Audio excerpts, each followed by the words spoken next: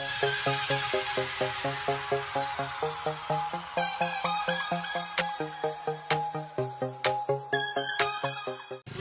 na araw mga Novo Ecijano! Ako po si Jovelyn Astrero at muli niyo po akong samahan upang tikman ang iba't ibang pagkain sa lalawigan ng Nueva Ecija. Hoy friend, Oh, malapit na kasi birthday ng doktor ko. Nag-iisip ako magandang handa. May alam ka bang maganda? edi pansit na lang, pampahaba ng buhay. Pansit na naman, puro pansit naman. O kung gusto mo, kakaibang pansit. Hmm. May pansit Malabon, pansit Bihon, pansit Canton, o kaya yung pansit o kulang sa pansit. Kulang sa pansit? Ano yun? Yung kulang sa pansin, parang ako. Ikaw naman, huhugot ka naman. Kailangan ko ng handa. Kinakabagan lang ako sa mga sinasabi mo eh. Ano naman kinalaman ng pansit sa kabag? Pero alam mo, speaking of kabag, may alam akong pansit sa Talavera na pangpakabag. Uy, pansit kabagan ba yan? Oo, tara doon. Gusto mo? Ay, oo, teka. Magbibis lang ako ha. Antay mo ako. O sige, bilisan mo. Nakagayak na ako. Ang pansit ay minana nating mga Pilipino mula sa mga Chinese hanggang sa nagkaroon na ito ng bersyon na tatak Pinoy. Ang pansit ay kadalasan o hindi nawawala kapag may birthday dahil sa kasabihang pampahaba daw ito ng buhay. Dito sa bayan ng Talavera, kilala at binabalik-balikan ng mga customer ang pansit kabagan plus batil patong dahil sa mga toppings o sangkap na mga ito na talaga namang katakam-takam.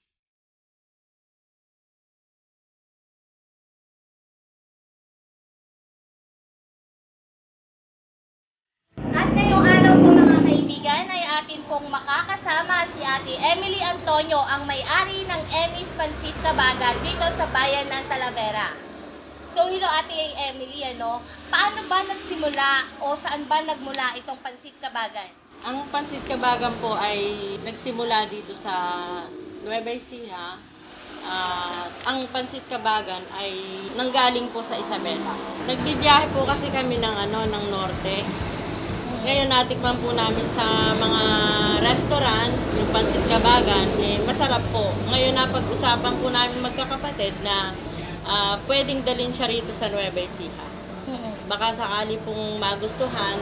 At eto na nga po, nandito na siya sa San Miguel ng Munti, Talavera, Nueva Ecija. So ano po ba yung pinagkaiba ng Pansit Kabagan sa mga pansit ng Nueva Ecija na nagmula sa Nueva Ecija? Yung mga normal na pansit na niluluto dito. Yung pansit po kasi natin dito sa Nueva Ecija, yung regular na siya, yun na yung nakasanayan natin kainin. Pero yung pong Pansit Kabagan ay rice noodles po siya. Yun po ang pagkakaiba nila, at saka wala po siyang preservative. So ano pa po yung pinagkaiba sa pagdating sa presentation, sa mga toppings, sa mga sangkap na ginagamit?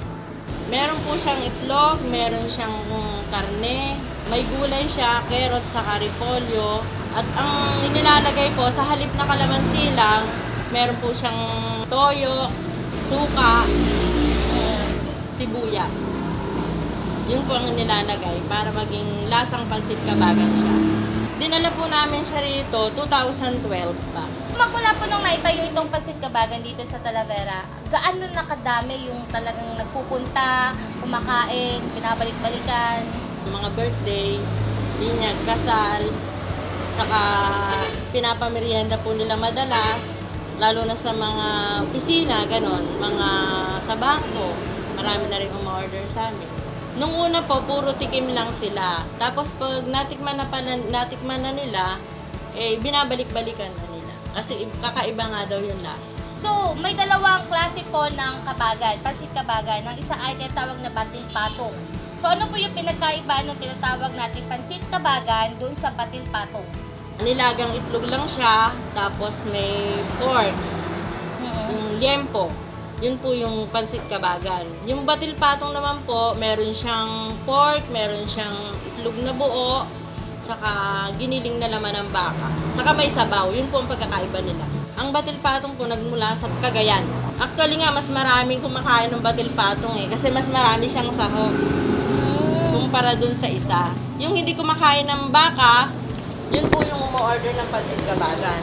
Pero yung kumakain ng baka, yun yung umu-order ng batil patong.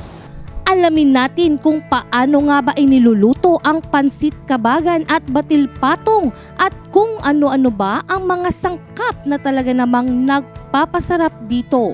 Kagaya ng sinabi ni Ate Emmy, dapat kompleto ang mga sangkap para ang sarap ay talaga namang malasap. Simple lamang at halos magkapareho ang mga sangkap ng pansit kabagan at batil patong. Ang mga kailangan ay karne ng baboy, gulay, itlog at ang homemade rice noodles. Ang pagkakaiba ng dalawa ay ang giniling na karne ng baka para sa batil patong. Para sa pagluluto, una ilagay ang pinaglagaan ng karne ng baboy na may halong toyo sa lutuan at hintayin itong kumulo.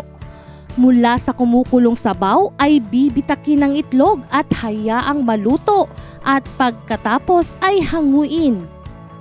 Pagkahango ng itlog ay isusunod ng ilagay ang rice noodles upang pakuluan ng 3 hanggang 5 minuto. Pagkatapos nito ay tsaka na ihahalo ang gulay at haluin hanggang sa maluto. Ilang minuto lang ay heto na ang batil patong at pansit kabagan at ready na para ating matikman. Kapartner ng batil patong ang mainit na sabaw na hinaluan ng sariwang itlog, kaya naman ang sarap ay nag-uumapaw. Suka na may sibuyas, kalamansi at toyo na pampagana sa pagkain. Sa pansit kabagan ay isabay na rin. At heto na po ang pinakapaborito kong parte, ang tikiman portion. Tara, eat tayo! Tara na Ate Emmy, titikman natin ito yung pansit. Hoy, Ay! dahil sa pansit, nakalimutan mo na ako? Ako nga pala Ate Emmy, may kasama nga pala ako kanina pa pala to, si Ate Amber. So tara Ate Amber, kumain na tayo dito at huwag ka nang magtampo.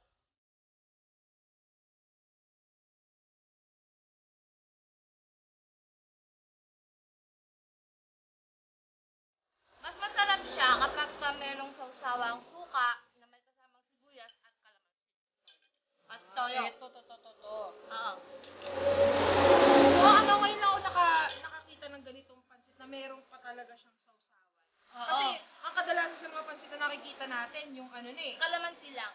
kalamansi lang yung dinadagdag. Ito kakaiba, may toyo, may suka, may sibuyas, at may kalamansi na rin. Plus, toppings na talaga naman napakasarap at napakalinamnam. Hindi tinitipid ang toppings dito sa Emmy's pansit. Ito yung tinatawag na must try talaga. Dapat talaga subukan ng mga Novo Ecijano para naman maiba tayo sa panlasa ng mga pansit.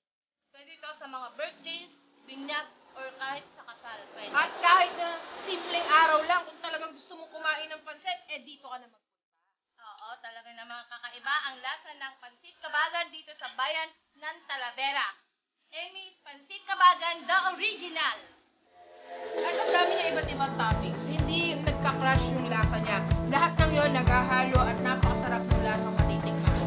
Ito yung klase ng pansit na kailangan mo subukan kasi ito yung klase ng pansit na wala dito talaga sa Nueva Ecija dati. At dinala lang dito, syempre, sa pangunguna po ni Ate. Wala akong masabi dahil talagang napakasarap. Kinakabagan ako. Kinakabagan ako sa sarap. At kinakabagan na ako dahil wala na akong masabi. Sobrang sarap. Sarap? Naman! Sarap!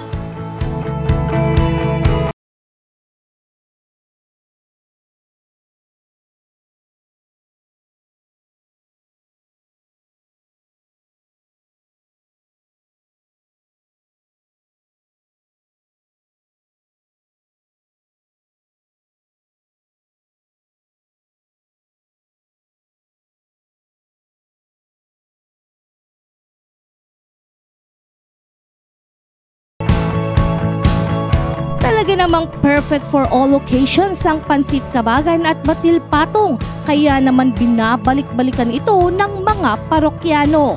Delicious. Sarap. Katunayan niya, order ako, dadalhin ko pa ng Bulacan. Malinamnam siya, at saka dami sahog. So yummy, hindi ako makapagsalita. Grabe, ang sarap. Binabalik-balikan ko talaga to. Number 1 sa Talavera. Nabusog ako! Sarap! Sigurado magugustuhan ni Doktor. Ano naman nasabing magugustuhan niya yan? Siyempre, kasi type ko to. Tsaka type ko siya. Oo. Sigurado type niya rin to. So, ibig mo sabihin, porket type mo siya, type mo yan. Type ka rin niya? Ganun talaga. Ganun talaga yung pag-ibig. Yan ang sinasabi ko kaninang isang klase ng pansit. Ano? Kulang sa pansit. Ay, grabe siya, oh. Grabe siya.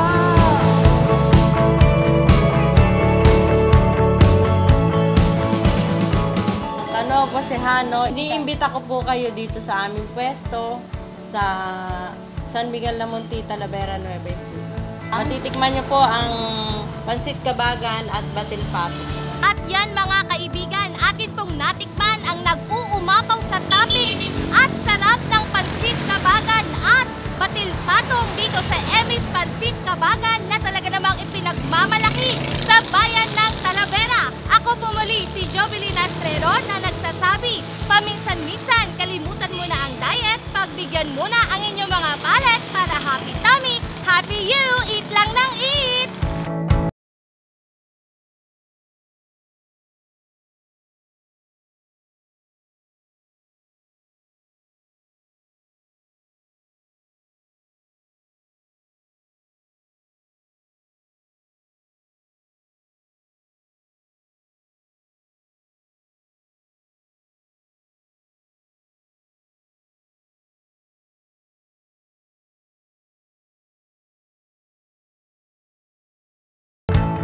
Ang programang Eat Lang ng Eat ay bahagi ng programa ng Pamahalaang Panlalawigan ng Nueva Ecija sa pamumuno ni Governor Zarina Cherry Umali sa pakikipagtulungan ng Provincial Tourism Office at Nueva Ecija Convention and Visitors Association upang maipakilala ang mga food destinations sa probinsya. Ito ay libre para sa lahat ng mga restaurant o kainan sa Nueva Ecija na nagnanais na maitampok sa Eat Lang ng Eat sa istasyon ng TV48 at mailalagay ang kabuuang palabas sa website ng Double P. Sa mga katanungan at iba pang impormasyon, kontakin lamang ang numerong 0917-550-2224 o 0998-973-3177 at 0925-354-4125. Maaari ring magbigay ng mensahe sa Facebook page na Eat Lang ng Eat sa TV48.